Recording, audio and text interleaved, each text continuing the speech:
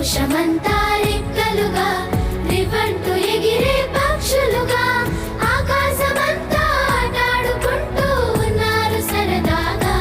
ఒకరేమో సీను ఒకరేమో జున్ను కలిసారే ప్రాణంగా కురిసారే వర్షంగా.